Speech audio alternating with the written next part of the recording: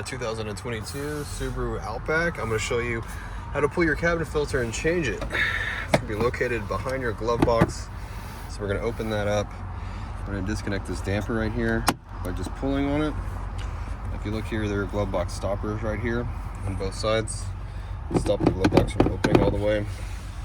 We're going to need to push these in, pull the glove box down, okay, on both sides. Once you get that past the stopping point, then the glove box will come down like this, and we can actually take it off all the way. This is how the hinges are set up, so it's made to do that.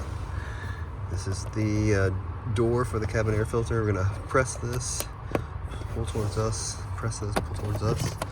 You take this door off. Here's our filter. And this is a factory filter. I can tell by the way this looks with the writing. Let me just pull it out. I'm going to recommend this to my customer that we get a new one. I don't have a new one because I don't have it approved yet, but I'll go ahead and show them this. Let them know when we get a new one. Just get the new one and put it right in here. Now on your new filter, especially on your aftermarket filters, you'll have an airflow direction with an arrow that's going to be facing down, okay? And if you need a filter and you want to get an aftermarket one, I'll have a link down in the description box and in the comment box where you can pick one up. It'll be the correct size, and it'll actually be an upgrade from the factory one. So check that out if you want to do an upgrade. We just put the door back on like that.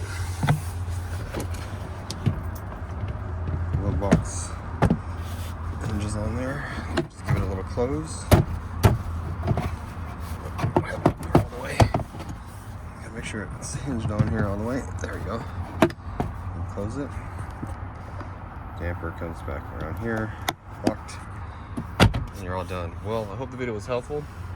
If you hit subscribe and you end up searching again for something like this, my videos will pop up first.